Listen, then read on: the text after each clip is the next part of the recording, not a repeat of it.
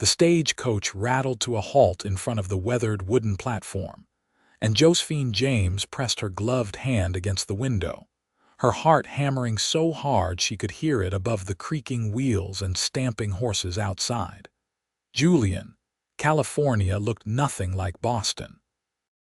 The May sun blazed overhead with an intensity she had never experienced, and dust swirled everywhere, coating the few storefronts lining the single main street. She could see mountains in the distance, their peaks still touched with snow despite the warmth settling over the valley. This mining town, nestled in the Cuyamaca Mountains some 60 miles east of San Diego, had seen better days since the gold rush fever of the previous decade had cooled. It was 1875, and Josephine had traveled 3,000 miles to meet a man she had never seen. The advertisement in the Boston newspaper had been simple and straightforward. Rancher in Southern California seeks wife, must be of good character and willing to work hard. Nathan Ellis had written 3 letters to her over the past 4 months, each one revealing a little more about himself. He owned a cattle ranch outside Julian, raising beef for the mining operations and the growing settlements spreading across the territory. He was 32 years old, had built his ranch from nothing over the past 8 years, and lived alone except for 3 hired hands who helped with the cattle. His handwriting was neat and careful, his words measured but not unkind. Josephine was 23, had worked as a seamstress in a Boston textile factory since she was 16, and had no family left after her mother died of pneumonia that past winter.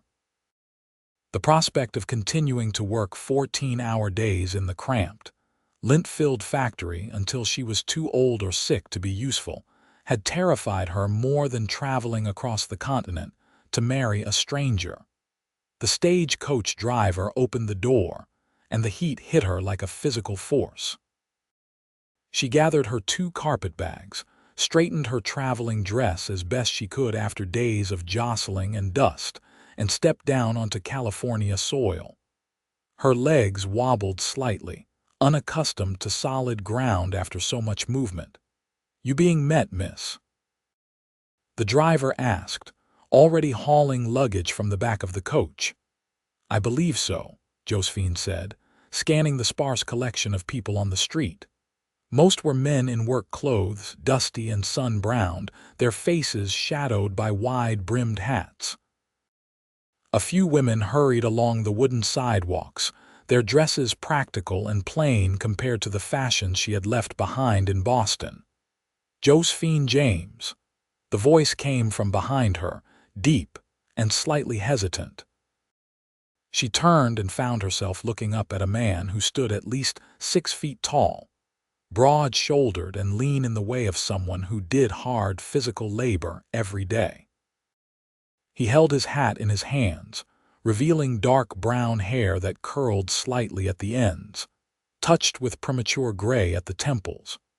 His face was weathered and tanned, with lines around his eyes that suggested he spent most of his time squinting into the sun. Those eyes were a startling blue-gray, and they looked at her with an expression caught somewhere between hope and apprehension. "Yes," she managed. "Nathan Ellis," he nodded, and something in his expression relaxed slightly. "I am. Welcome to Julian." He paused, then added, "You must be exhausted from the journey. My wagon is just over there. I have a room reserved for you at the hotel. I thought you might want to rest before we talk about anything." The consideration in his words surprised her. In his letters, he had been polite but businesslike. Now, standing before her, he seemed almost shy. "Thank you," Josephine said. "That would be appreciated." Nathan picked up both her carpetbags as though they weighed nothing and led her down the street to a wagon hitched outside a general store. The horse in the traces was a sturdy bay mare who turned her head to inspect them as they approached. Nathan loaded the bags into the wagon bed with efficient movements, then offered Josephine his hand to help her onto the seat. His hand was calloused and rough, but his grip was gentle and steady. Josephine settled onto the wooden seat, acutely aware of his presence as he climbed up beside her and took the reins. "The hotel is just down the street," he said. "Tomorrow, if you are willing, I thought I could show you the ranch. After that, well, we can discuss arrangements. I want you to know that if you have changed your mind, I will pay for your return passage to Boston. No questions asked." Josephine looked at his profile as he guided the wagon down the dusty street. His jaw was set, his gaze forward, but she could see tension in his shoulders. "Have you changed your mind?" she asked quietly. Nathan turned to look at her, and for a moment she saw something vulnerable in his expression. "No, but seeing me in person might be different than letters. I would understand." "The same could be said for you," Josephine pointed out. "I might not be what you expected." "You are exactly what I expected," Nathan said, then seemed to catch himself. Color rose in his tan cheeks. "I mean, your photograph was accurate and your letters were honest. That is all I asked for."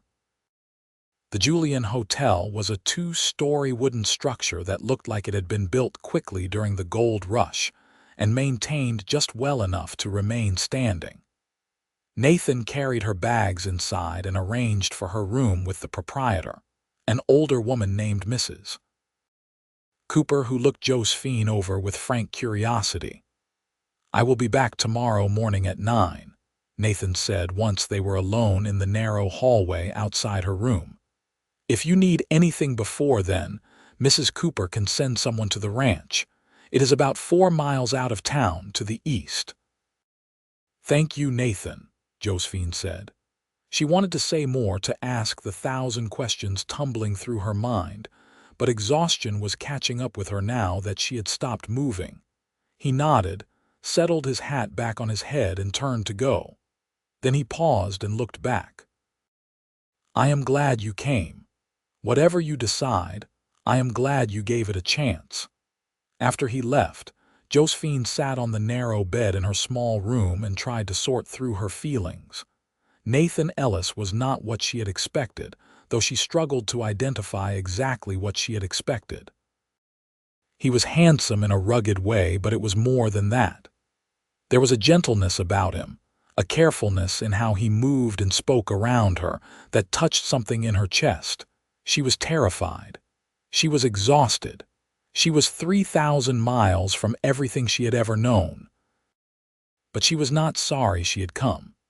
The next morning, Josephine woke early and dressed in her most practical dress, a dark blue cotton that would not show dust as readily as her traveling clothes.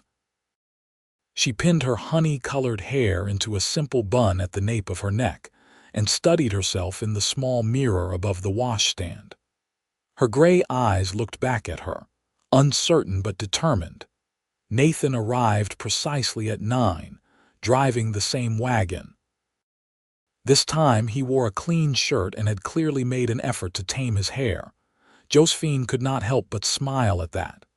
"Good morning," he said, offering his hand to help her into the wagon. "Did you sleep well?" "Better than I have in a week," Josephine admitted. "How far is your ranch?" "About half an hour," Nathan said. He clicked his tongue to the mare and they rolled out of town, heading east into the mountains. The landscape was beautiful in a stark way Josephine had never experienced. Oak trees dotted the golden hillsides, and wildflowers bloomed in patches of purple and yellow. The air smelled of dust and something sweet she could not identify. "That is sage," Nathan said when she asked, "and pine from the higher elevations." "It takes some getting used to, but I have come to love it." "How did you end up here?" Josephine asked. "Your letters mention you were from Ohio originally." Nathan was quiet for a moment, his hands steady on the reins. "My father had a farm there, small place, never quite produced enough. When I was 24, a fever swept through the area. My parents and my younger sister all died within a week of each other. I could not stay after that. Too many memories. I sold the farm and headed west, thinking I might try my hand at mining. But when I got here, I realized I did not want to dig in the earth hoping for gold. I wanted to build something real, something I could see grow. I am sorry about your family, Josephine said softly. It was 8 years ago, Nathan said. The pain dulls, but it never quite leaves. I think that is just the way of grief. Josephine understood that. She had felt the same way after her mother died. They rode in silence for a while, but it was not an uncomfortable silence. The wagon creaked, the horses' hooves clattered on the rocky road, and birds called from the trees. The ranch appeared as they crested a rise. It sat in a small valley, sheltered by hills on 3 sides. The main house was a low wooden structure with a wide porch running along the front. It was simple but well built, with real glass windows and a stone chimney. Nearby stood a large barn, several corrals, and a few smaller outbuildings. Cattle grazed in the distance, maybe 100 head or more, their hides gleaming red and brown in the morning sun. "This is it," Nathan said, and she could hear the pride in his voice. "I built the house myself." "Well, with help from my men. The barn came first, actually. I lived in it for the first year until I could afford lumber for a proper house." "It is beautiful," Josephine said, and meant it. The ranch had a settled, solid feel to it, as though it had always been there. Nathan drove the wagon up to the house and helped her down. 3 men emerged from the barn, clearly curious about the visitor. Nathan introduced them quickly. Miguel Rodriguez was the oldest, a Mexican vaquero in his 50s with gray streaking his black hair and mustache. Tom Porter was a former miner in his 30s, stocky and red-faced. The youngest was James Wu, a Chinese man who looked to be in his mid-20s, quiet-eyed and reserved. "Gentlemen, this is Miss Josephine James from Boston," Nathan said. "She is considering becoming my wife." The 3 men removed their hats and nodded respectfully. Miguel said something in Spanish that made Nathan smile slightly. "Miguel says welcome, and that the ranch has needed a woman's touch for a long time," Nathan translated. "Thank you," Josephine said. "It is nice to meet you all." The men returned to their work, though Josephine caught them glancing back as Nathan showed her around. He took her through the house first, pointing out the main room with its large fireplace, the kitchen with a real cast iron stove, and the 2 bedrooms. "I know it is not much compared to what you might be used to in Boston," Nathan said, standing in the main room with his hat in his hands again, that uncertain look back on his face. "I lived in a boarding house with 12 other women," Josephine said. "We shared 3 rooms and 1 wash basin between all of us. This is a palace by comparison." Relief flashed across Nathan's face. "I want to be honest with you about what life here would be like. It is isolated. Town is 4 miles away, and in winter the road can be impassable for days at a time.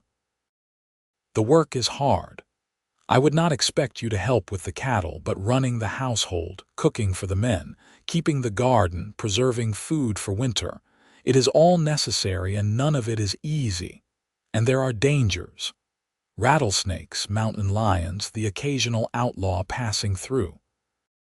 I would do everything in my power to keep you safe, but I cannot promise there would never be risk."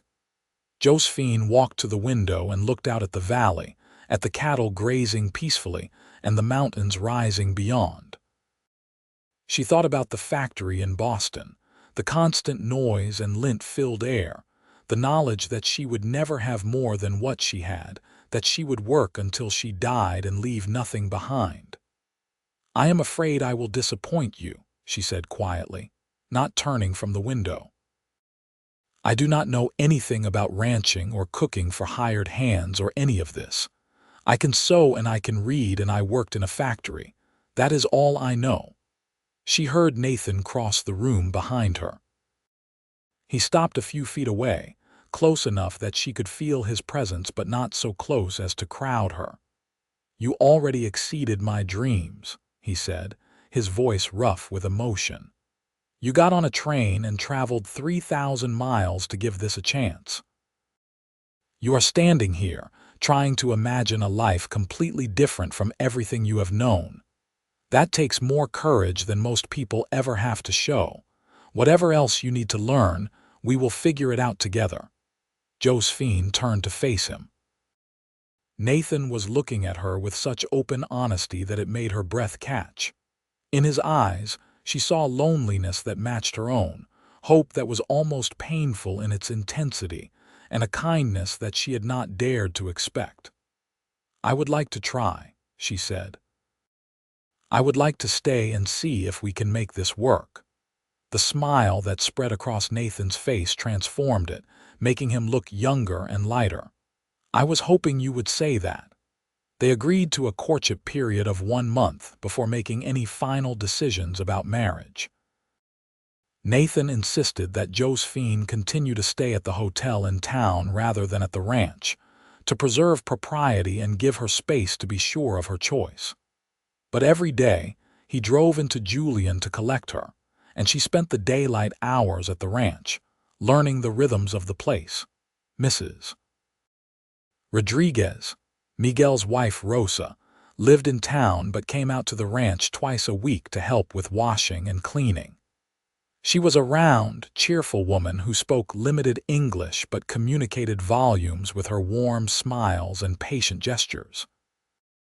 She took it upon herself to teach Josephine the basics of cooking for hungry ranch hands, starting with simple dishes and gradually building to more complex meals. "The men, they work hard, they eat much," Rosa explained, up to her elbows in bread dough. "Good bread, good beans, good beef. Keep them happy, keep them working." Josephine learned to bake bread in the temperamental oven, to cook beans with salt pork and spices, to fry steak and make gravy. She learned which wild plants were safe to eat and which were poison, how to preserve fruit and vegetables for the winter, how to make soap from lye and tallow. Her hands, soft from years of indoor work, developed calluses and burns. Her skin darkened despite her bonnet, freckles appearing across her nose. Nathan worked from sunup to sundown, riding out with his men to check on the cattle, mend fences, manage the water sources that were precious in this dry climate. But he always made time to sit with Josephine in the evenings, on the porch of the ranch house as the sun set over the mountains, and talk. They talked about everything. Nathan told her about building the ranch, about the first winter when he had nearly lost everything to a drought, about learning to work with Miguel and respect the vaquero's superior knowledge of cattle and horses. He talked about his dreams of expanding the herd, maybe running sheep on the higher pastures, building up a legacy that would last. Josephine told him about growing up in Boston, about her father who had died when she was young, about her mother who had worked herself to exhaustion trying to support them both. She talked about the factory, the soul-crushing tedium of it, the way the same motions day after day made her feel like she was disappearing. She talked about the fear that had driven her west and the hope that had sustained her through the journey. "You miss it?" Nathan asked one evening about 3 weeks into her stay. "The city, I mean, the people and the noise and everything." Josephine considered the question carefully. "I miss some things. There were bookshops and libraries, music sometimes, concerts in the park. But I do not miss the crowds or the dirt or the feeling of being just another cog in a machine. Here, I feel like what I do matters, even if it is just making sure everyone has clean clothes and hot meals." "It matters," Nathan said quietly, "more than you know." The physical attraction between them grew as the days passed. Nathan was careful never to touch her, beyond helping her up into the wagon or steadying her elbow on rough ground, but Josephine found herself acutely aware of him. The way his shirt stretched across his shoulders when he lifted something heavy, the curve of his mouth when he smiled, the sound of his laughter, which came more easily as time went on. She caught him watching her sometimes, when he thought she was not looking. There was heat in his gaze that made her pulse quicken, but also tenderness that made her heart ache. One afternoon, about 3 weeks into her stay, a storm rolled in from the west. Josephine had been hanging washing on the line behind the house when the wind picked up suddenly, nearly tearing the wet sheet from her hands. Dark clouds boiled over the mountains, and thunder rumbled in the distance. Nathan appeared from the barn at a run. "Get inside. These storms can be dangerous." They barely made it to the porch before the rain hit, a wall of water that turned the world gray and blurred. Wind howled around the house, and lightning split the sky, so close that the thunder was nearly instantaneous. "Are the men safe?" Josephine asked, clutching the porch railing as the storm raged. "They know what to do," Nathan said. "They will shelter in the barn until it passes." A particularly violent gust of wind tore one of the shutters loose from the window. It banged against the house with a crack that made Josephine jump. Nathan cursed and grabbed a hammer from the tool box he kept on the porch, then climbed onto the railing to try to secure it. "Be careful," Josephine called over the wind. The shutter swung wildly and Nathan stretched to catch it, rain pouring down his face. He got it secured, but as he was climbing back down, his boots slipped on the wet wood. He fell backward off the railing. Josephine screamed and rushed forward, but Nathan hit the ground hard, the breath leaving his lungs in a whoosh. She dropped to her knees beside him, rain soaking through her dress in seconds. "Nathan, are you hurt?" He lay still for a moment, eyes closed, and Josephine's heart nearly stopped. Then he drew in a shaky breath and opened his eyes. "Just had the wind knocked out of me," he managed. "I am fine." "You are not fine, you fell 6 feet onto your back," Josephine said, her hands hovering over him, unsure where to touch. "Can you move? Is anything broken?" Nathan slowly pushed himself up to sitting, wincing. "Nothing broken, just bruised, I think." He tried to smile. "Sorry I scared me." "You terrified me, you stubborn man," Josephine said. And then, because fear and relief were overwhelming every other emotion, she threw her arms around him. Nathan stiffened in surprise. Then his arms came around her, holding her close. They knelt there in the mud and rain, clinging to each other, and Josephine realized she was crying. "I thought you had really hurt yourself," she said against his shoulder. "I thought I am all right," Nathan said softly, one hand coming up to cradle the back of her head. "I am all right, Josephine." They helped each other up and stumbled into the house, dripping water everywhere. Nathan was moving stiffly, and Josephine made him sit in one of the chairs while she built up the fire and found towels. Her hands shook as she worked. "You are shaking," Nathan observed. "I was frightened," Josephine admitted, wrapping a towel around her shoulders. Her dress clung to her, and she knew she should probably change, but all her spare clothes were back at the hotel. "I have grown quite attached to you, Nathan Ellis. The thought of you being seriously hurt was unbearable." Nathan reached out and took her hand, drawing her closer. His blue-gray eyes searched her face. "I have grown quite attached to you as well, more than attached if I am being honest." "What would you call it, if not attached?" Josephine asked, her voice barely above a whisper. "I would call it falling in love," Nathan said. "I know it has only been 3 weeks. I know we agreed to take time to be sure. But I have to tell you the truth, Josephine. I am in love with you. The way you laugh when the chickens chase you. The way you tackle every new task with determination even when you are clearly terrified. The way you talk to the horses like they are people. The way you look at sunset, standing on the porch with the light in your hair. All of it. I love all of it." Josephine felt tears spring to her eyes again, but these were different tears. "I love you too," she said.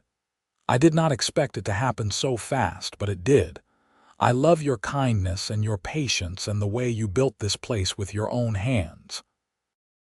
I love how you treat your workers with respect, how you talk about your dreams, how you look at me like I am something precious.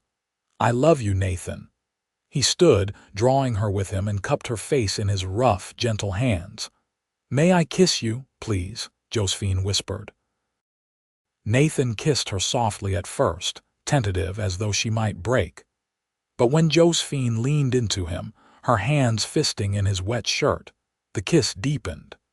It was like nothing she had ever experienced, a connection that went beyond the physical, though the physical was overwhelming enough.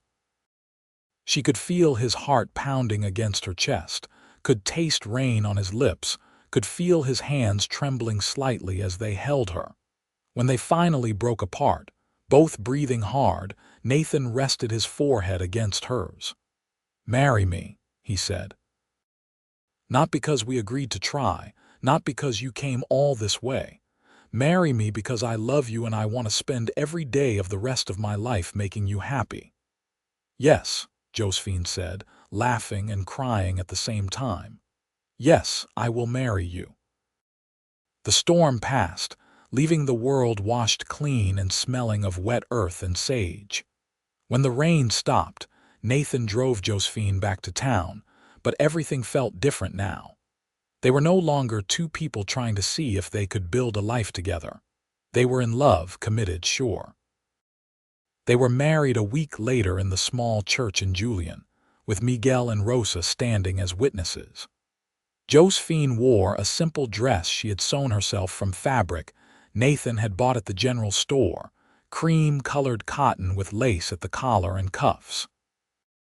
Nathan wore a new shirt and had trimmed his hair.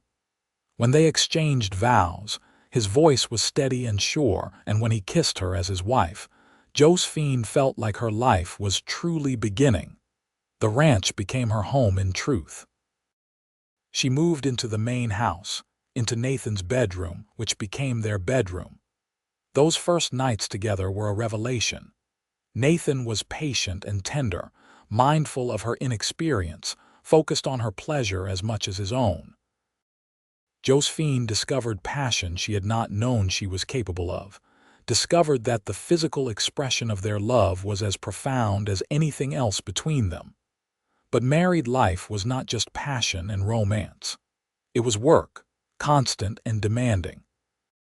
Josephine rose before dawn to make breakfast for Nathan and the hired hands, packed lunches for when they rode out to the far pastures, tended the vegetable garden she had started, fed the chickens and collected eggs, did washing and mending and cleaning.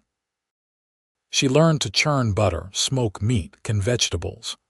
Her days were long and exhausting, but she was happy, deeply, completely happy in a way she had never imagined possible. Nathan came in for lunch every day, no matter how busy he was, and they would sit together and talk. He asked her opinion on decisions about the ranch, listened to her ideas, valued her thoughts. In the evenings, they sat on the porch and watched the sunset, his arm around her shoulders, her head on his chest, and talked about their day. Summer deepened into fall. The cattle were driven to market in San Diego, a week-long endeavor that Nathan undertook with Miguel and Tom, while James stayed back to watch over the ranch and Josephine. It was the longest they had been apart since their marriage, and Josephine was surprised by how much she missed him, how empty the house felt without his presence. When he returned, dusty and exhausted but triumphant with a good price for the cattle, she ran out to meet the wagon and threw herself into his arms the moment his feet hit the ground. "I missed you so much," she said against his chest. "I missed you too," Nathan said, holding her tight. "Every night I thought about you here alone, and I hated being away." "I was not alone," Josephine pointed out. "James was here." "Not the same," Nathan said, and kissed her until she was breathless. That night in their bed, Nathan told her about the drive, about the other ranchers he had met, about the growing demand for beef in San Diego. "I have been thinking," he said, his fingers tracing patterns on her bare shoulder. "The ranch is doing well. Better than I expected, actually. With the money from this drive, I could expand the herd significantly, maybe hire another man or two." "That sounds good," Josephine said, "but I can hear a but in your voice." Nathan smiled. "You know me too well already." "I was also thinking that if we are going to expand, we should think about the future, about a family." Josephine's heart skipped a beat. They had not discussed children directly, though she had assumed they both wanted them eventually. "Are you asking if I want children?" "I am asking if you want them soon," Nathan said. "Because if we are going to have a family, there is a lot we would need to do. Build on to the house, maybe hire someone to help you with the household work. I would not want you overwhelmed, trying to manage everything alone with babies to care for as well." "I want children," Josephine said softly. "I want your children, a house full of them if we are blessed that way." Nathan gathered her close and kissed her forehead. "Then we will make it happen. Together." Over the winter, Nathan and the hired hands built an addition onto the house, adding 2 more bedrooms and expanding the kitchen. It was hard work in the cold, but they finished just as spring arrived. Josephine sewed curtains for the new rooms and tried not to think too much about the fact that her monthly courses had not come in 2 months. She finally told Nathan one evening in March, when they were sitting on the porch watching the stars come out. She had been trying to find the right moment, the right words, but in the end, she just blurted it out. "I think I am with child." Nathan went very still. Then he turned to her, eyes wide. "You think? Are you sure?" "As sure as I can be without a doctor," Josephine said. "I have missed 2 months and I have been feeling ill in the mornings. Rosa says those are the signs." "Why did you not tell me sooner?" Nathan asked, but there was no anger in his voice, only wonder. "I wanted to be certain," Josephine admitted. "I did not want to get your hopes up if I was wrong." Nathan pulled her into his arms, holding her so tight she could barely breathe. "I am going to be a father," he said, his voice thick with emotion. "We are going to have a baby. Are you happy?" Josephine asked, though she could feel the answer in the way he held her. "I am beyond happy," Nathan said. "I am terrified and thrilled and so grateful I can hardly put it into words." They made the trip to San Diego to see a doctor, who confirmed that Josephine was indeed pregnant, probably about 3 months along, with the baby due in early September. The doctor examined her thoroughly and pronounced her healthy, gave her advice about what to eat and how much to rest, and told Nathan to take good care of her. "As if I would do anything else," Nathan said, looking insulted. On the way back to Julian, Josephine could not stop smiling. She placed a hand on her still flat stomach and tried to imagine the life growing inside her. A baby. Their baby. A child who would grow up running through the ranch, learning to ride horses, helping with the cattle. A child who would be loved beyond measure. Pregnancy agreed with Josephine once the morning sickness passed. She glowed with health, her face fuller, her hair thicker and shinier than ever. Nathan treated her like spun glass, constantly worried that she was doing too much, working too hard. Rosa came out to the ranch more often to help, and Nathan hired a young woman from town, Sarah Mitchell, to assist with the housework. Summer arrived with blazing heat.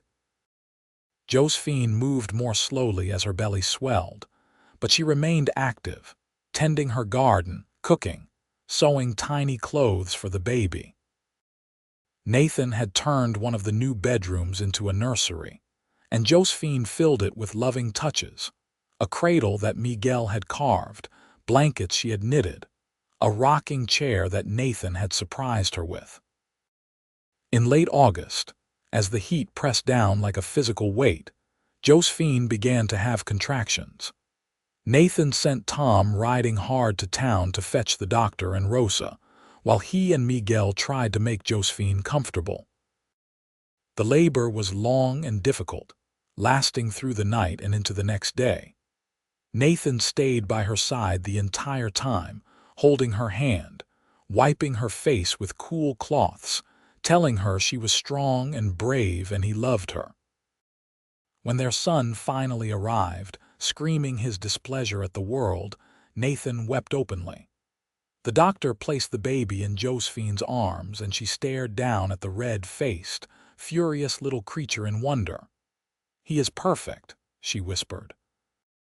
"He is beautiful," Nathan said, kissing her sweaty forehead. "You are amazing. You are the strongest person I have ever known." They named him Thomas Nathan Ellis after Nathan's father. Little Tommy, as they quickly started calling him, had his father's dark hair and his mother's gray eyes. He was healthy and loud, with powerful lungs that he exercised frequently in the middle of the night. The first months were exhausting.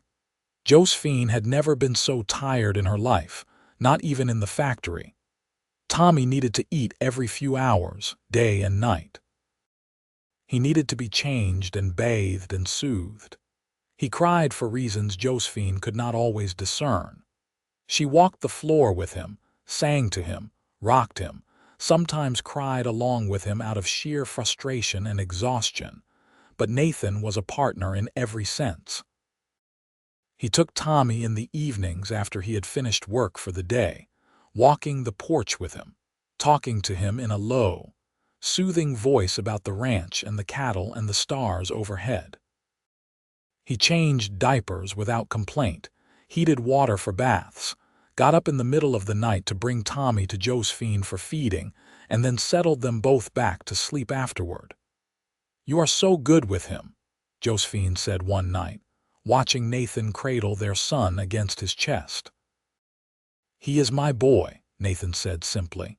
"Of course I am going to take care of him." As Tommy grew, the ranch grew with him. Nathan expanded the herd again, built new corrals, hired 2 more men. The cattle operation flourished, and with it came a measure of prosperity Josephine had never expected. They were not wealthy by any means, but they had enough. More than enough when Tommy was 2 years old, toddling around the ranch and getting into everything. Josephine discovered she was pregnant again. This time, the pregnancy was harder. She was exhausted from chasing after an energetic toddler, and the morning sickness was worse. But in April of 1879, she delivered a healthy baby girl. They named her Rose Elizabeth, after Nathan's mother and Josephine's. Rosie was calmer than Tommy had been, content to lie in her cradle and observe the world with solemn blue eyes. Tommy was fascinated by his baby sister, wanting to hold her constantly, bring her toys, show her everything. "Gentle," Josephine reminded him over and over. "You have to be gentle with baby Rosie." Life fell into a rhythm. The ranch demanded constant attention, but it rewarded that attention with steady growth. Tommy learned to ride almost as soon as he could walk, perched in front of Nathan on his big gelding, squealing with delight as they rode around the corrals. Rosie grew from a calm baby into a calm child, thoughtful and observant, her father's daughter in temperament. In the summer of 1881, when Tommy was almost 4 and Rosie was 2, drought hit the region. The streams that fed their water sources dwindled to trickles, then dried up completely. The grass turned brown and brittle. The cattle grew thin, bawling their distress. Nathan rode out every day trying to find water, drilling new wells, hauling water from farther and farther away. The other ranchers in the area were suffering the same problems. Some gave up and sold their land for pennies on the dollar, moving back east or north to Oregon. "We are not giving up," Nathan said one night, lying in bed beside Josephine, his voice exhausted. "I built this place from nothing. I am not walking away from it now." "I know," Josephine said, running her fingers through his hair. "We will get through this. We have faced hard things before." The drought broke in October with torrential rains that nearly caused the opposite problem, flooding low-lying areas and washing out roads. But it brought relief, and the grass began to grow again. Nathan had lost about a third of his herd, but the rest survived, and with careful management, they could rebuild. It took 2 years to fully recover from the drought, 2 years of hard work and careful planning and some lean months. But they made it through. The ranch survived. More than survived, it thrived again, stronger than before because they had learned from the hardship. In 1883, Josephine gave birth to their third child, another boy they named Samuel James. Sam was a happy baby, always smiling, always gurgling contentedly. Tommy, now 6 and already helping with ranch chores in small ways, appointed himself Sam's protector.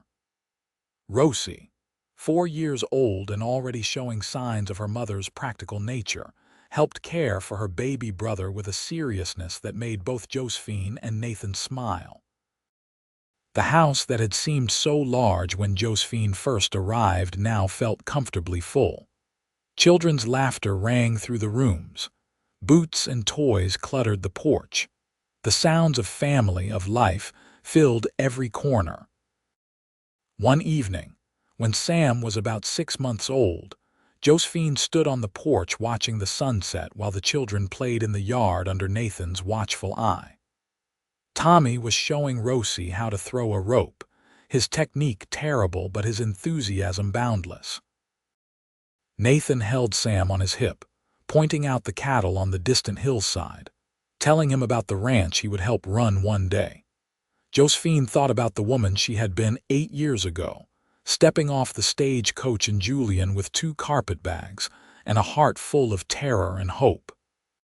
She thought about how afraid she had been, how certain she was that she would fail, that she would not be enough. Nathan came up onto the porch, still holding Sam, and slipped his free arm around Josephine's waist. "What are you thinking about?" he asked. "About the day I arrived," Josephine said.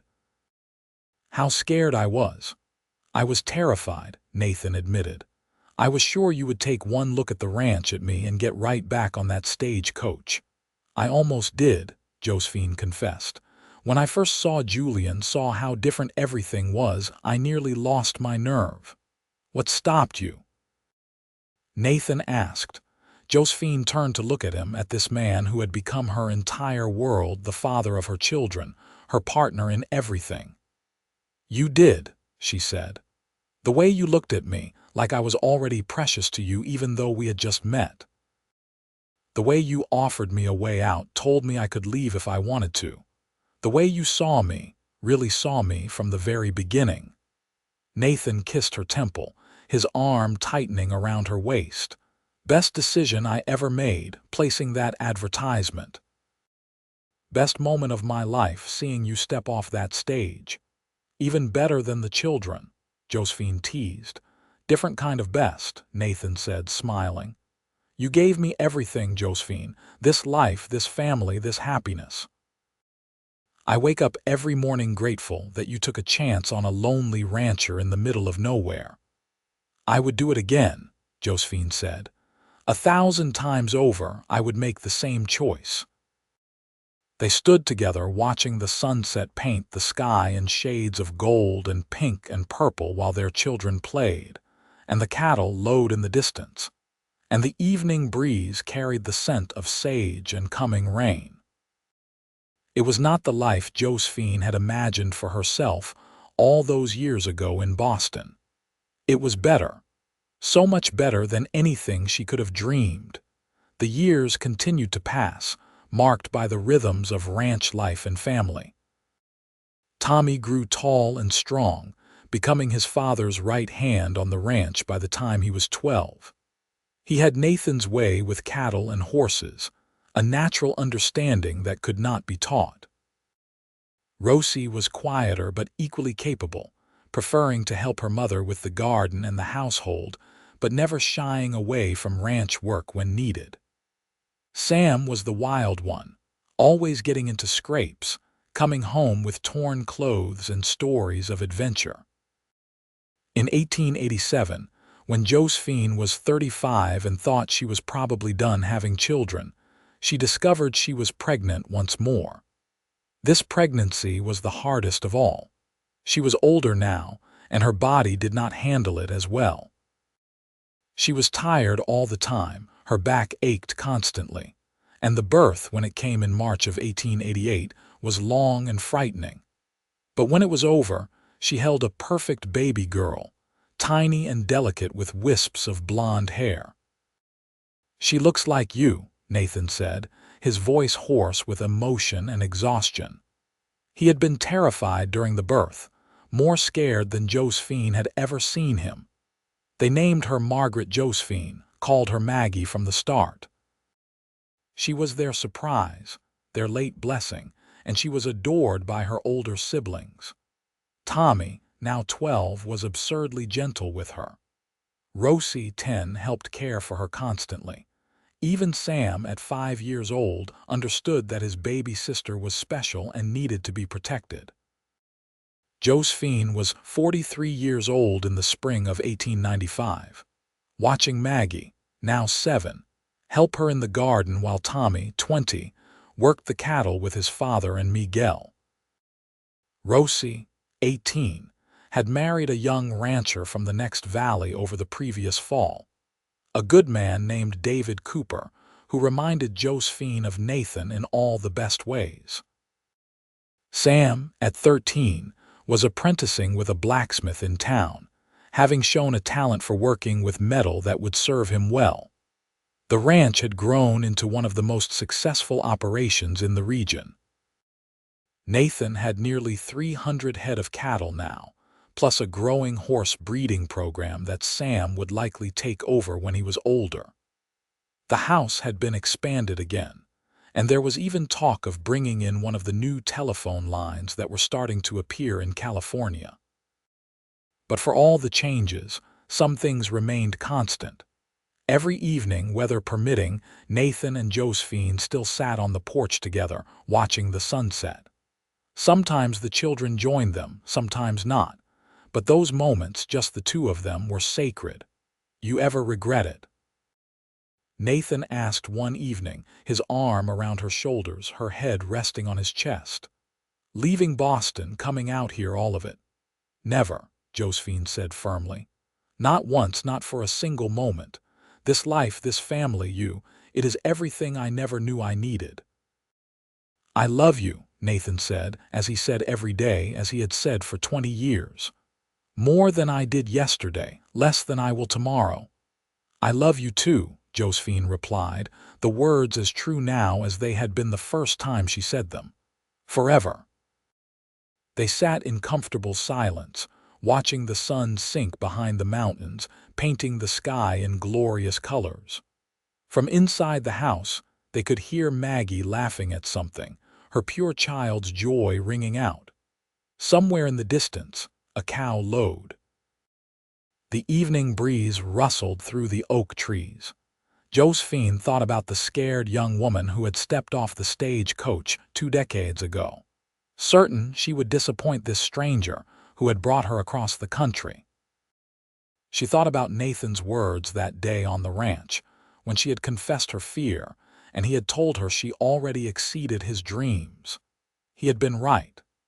They had exceeded each other's dreams, had built something bigger and more beautiful than either of them could have imagined alone.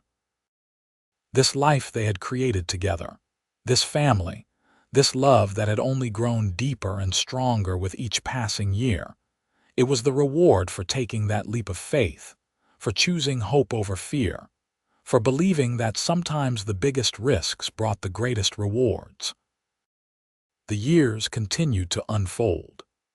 Tommy married a smart, capable woman named Elizabeth Shaw in 1896, and they built a house on the northern section of the ranch, starting their own family while working closely with Nathan to expand the cattle operation.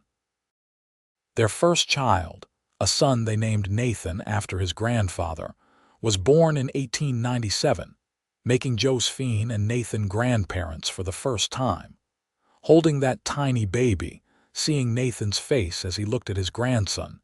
Josephine was overwhelmed with gratitude for the path her life had taken.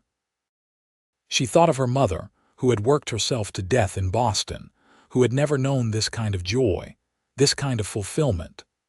She wished her mother could have seen this, could have known that her daughter had found happiness beyond measure. Rosie and David had 2 children in quick succession, twin girls they named Emma and Alice, born in 1897. The girls were tiny and identical, and Josephine spent countless hours helping Rosie navigate the challenges of caring for 2 babies at once. But even in the exhaustion, there was joy. So much joy. Sam finished his apprenticeship and opened a blacksmith shop in Julian in 1898, specializing in horseshoes and ranch equipment. But he still lived at home, still helped out on the ranch whenever he was needed, still sat at the family table for Sunday dinners that had become a cherished tradition. Maggie grew into a beautiful, spirited young woman, more interested in horses and cattle than housework, much to Josephine's amusement. She could ride as well as any of her brothers, could rope a calf, could gentle a wild horse with patience and soft words. Nathan said she reminded him of what he imagined Josephine might have been like if she had grown up on a ranch instead of in a city. In the summer of 1900, the ranch celebrated its 25th anniversary. Nathan and Josephine stood on the porch of the house that had grown and expanded over the years, surrounded by their children and grandchildren, by the workers who had become family, by neighbors and friends from town. Miguel, now in his 70s and finally retired from active ranch work, though he still came by to give advice and tell stories, raised a glass of wine. "To Nathan and Josephine," he said in his heavily accented English, "who built not just a ranch but a home, not just a business but a family. May you have many more years together."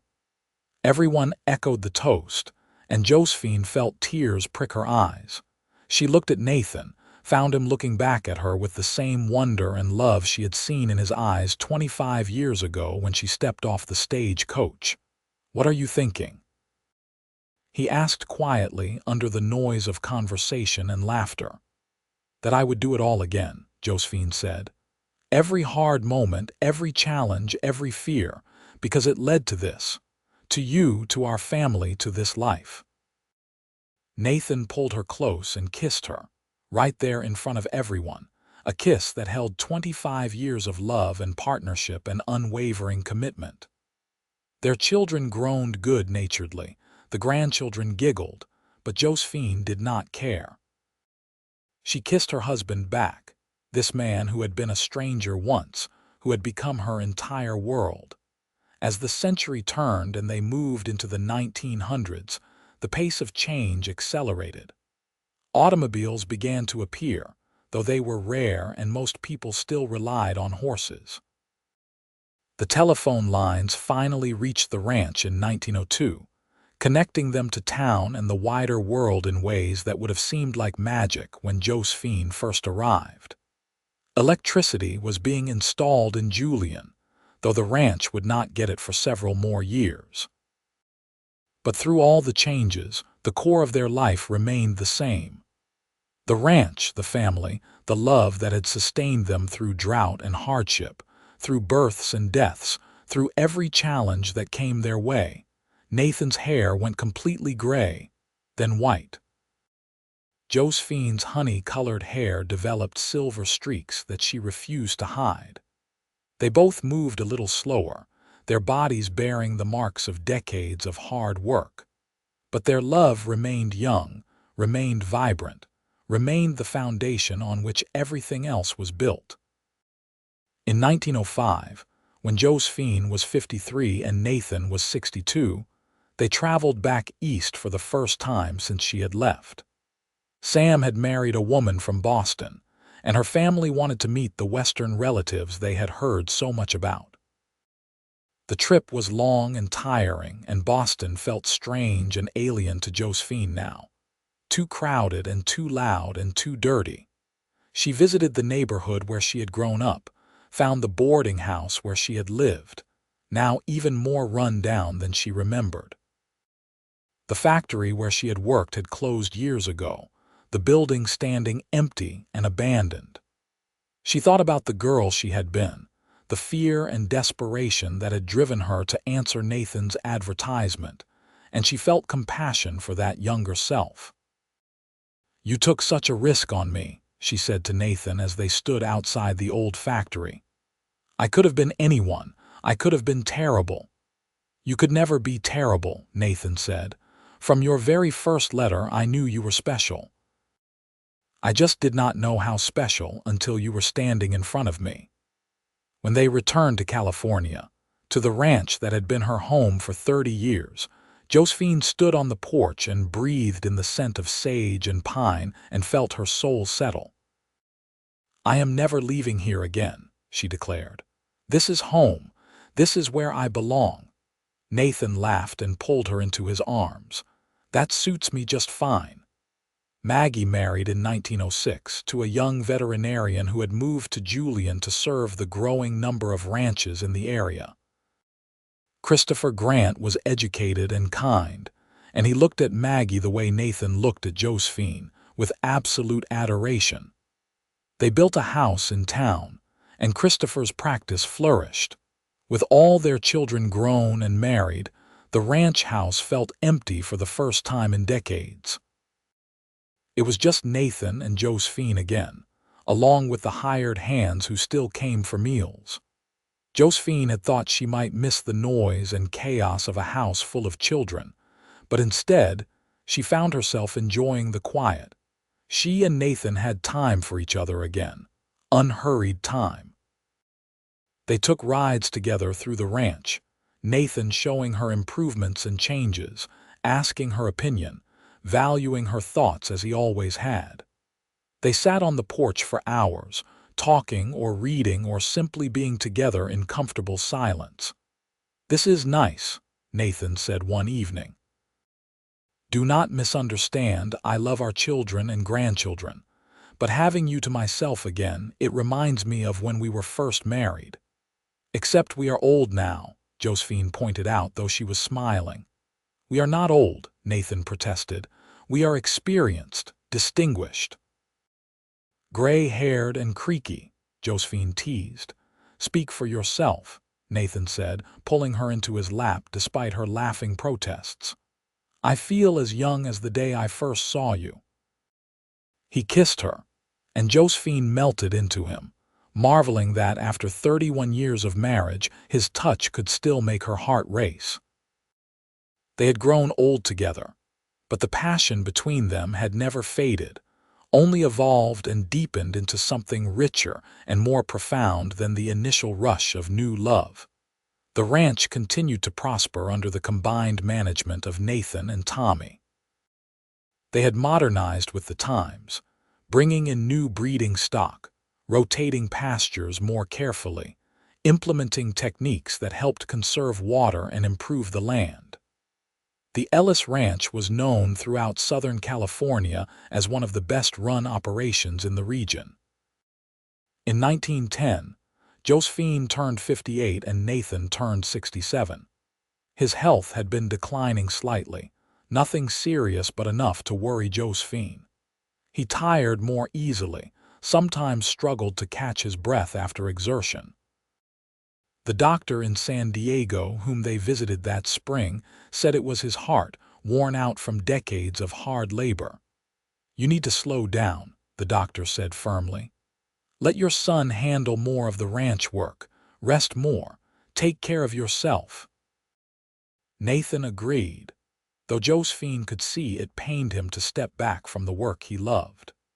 But he turned more and more responsibility over to Tommy, spent his days doing lighter tasks, focused on the administrative side of running the ranch rather than the physical labor. It frustrated him, Josephine knew. Nathan had always been a man of action, uncomfortable with idleness, but he was also practical, and he understood the need to preserve his strength. They spent more time together than ever, taking slow walks around the ranch, sitting on the porch, working in the garden together. Josephine taught Nathan to knit, which made him grumble but also gave him something to do with his hands. He proved surprisingly adept at it, producing blankets for their grandchildren with a precision that made Josephine smile. "Who would have thought," she said, watching him work on a blanket for Rosie's newest baby. Nathan Ellis, tough rancher, sitting on the porch knitting. "If you tell anyone, I will deny it," Nathan said, but he was smiling.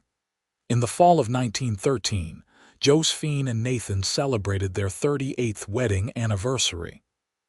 All their children and grandchildren, now numbering 10 with more on the way, gathered at the ranch for a party. The house and yard were filled with family, with laughter and love and the joy of connection. Nathan stood to make a toast, and the crowd quieted. 38 years ago," he said, his voice still strong despite his age, "I placed an advertisement in a Boston newspaper, hoping to find a wife. I had no idea that what I would find was my soulmate, my partner, my best friend, and the love of my life. Josephine, you have given me everything. You took a chance on a stranger, traveled 3,000 miles to a place you had never seen, and built a life with me that exceeds anything I ever dreamed possible. I love you more today than I did on our wedding day, and I will love you for whatever time we have left." Josephine was crying openly, as were most of the women and several of the men. She stood and went to Nathan, and he held her close while their family applauded and cheered. "I love you," she whispered against his chest, "forever and always." The winter of 1913 was mild, and Nathan seemed to be doing better. He and Josephine spent Christmas surrounded by family, the house bursting at the seams with children and grandchildren. It was chaotic and loud and perfect, but in January, Nathan caught a cold that turned into pneumonia. Josephine nursed him frantically, calling in doctors from as far away as San Diego, but his weakened heart could not handle the strain. He declined rapidly, and by the end of the month it was clear he was dying. Josephine refused to leave his side. She sat by his bed day and night, holding his hand, talking to him, reminding him of their life together. The children came to say goodbye, each of them spending time alone with their father. The grandchildren, some too young to really understand, were brought in to give hugs and kisses. On the last day of January, with Josephine holding his hand and all their children gathered in the room, Nathan opened his eyes and looked at her. His breathing was labored, his face gray, but his eyes were clear and focused. "My Josephine," he whispered, "my beautiful wife. Thank you for everything. Thank you for taking a chance on me. Thank you for this life."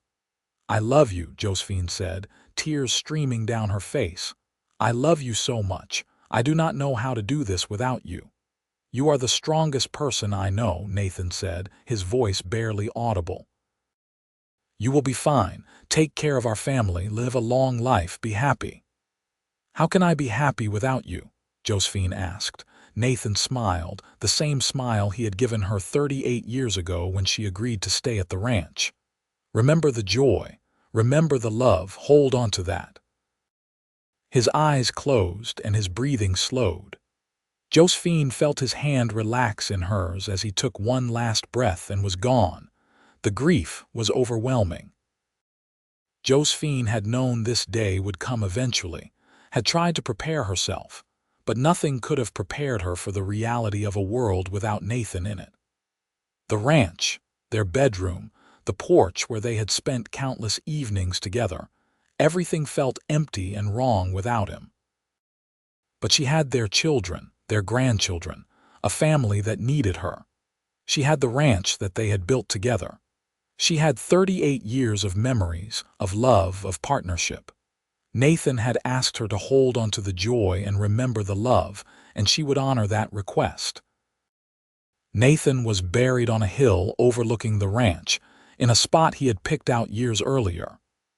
The entire community turned out for the funeral, a testament to the respect and affection he had earned over nearly 4 decades. Josephine stood by the grave, supported by her children, and said goodbye to the man who had been her entire world. In the months that followed, Josephine learned to navigate life alone. It was not easy. There were mornings when she woke up reaching for Nathan, forgetting for a moment that he was gone. There were evenings when she sat on the porch alone, tears streaming down her face, missing him so much it physically hurt. But there were also moments of peace, of gratitude for the life they had shared. She would sit on the porch and remember their conversations, their laughter, the way he had looked at her. She would walk through the ranch and see his mark everywhere, in every fence post and corral, in the careful layout of the pastures, in the strong foundation he had built. Tommy ran the ranch now, with the same care and dedication his father had shown. Josephine helped where she could, managing the household, keeping the books, offering advice when asked. But mostly she focused on her grandchildren, on passing down the stories of their grandfather, making sure they knew what an extraordinary man he had been. Josephine lived for another 12 years after Nathan's death, dying peacefully in her sleep in the spring of 1926 at the age of 74. She was buried next to Nathan on the hill, their graves marked with a simple headstone that read, "Nathan and Josephine Ellis, together forever." The ranch continued to thrive, passed down through the generations. Tommy's son Nathan took it over after Tommy retired, and Nathan's children after him. The Ellis Ranch became a landmark in the region, known for its quality cattle and horses, but more than that, known as a place built on love and partnership and unwavering commitment. The story of Nathan and Josephine, of the rancher who placed an advertisement and the seamstress who answered it, became family legend. It was told and retold to each new generation, a reminder of what courage and love could build.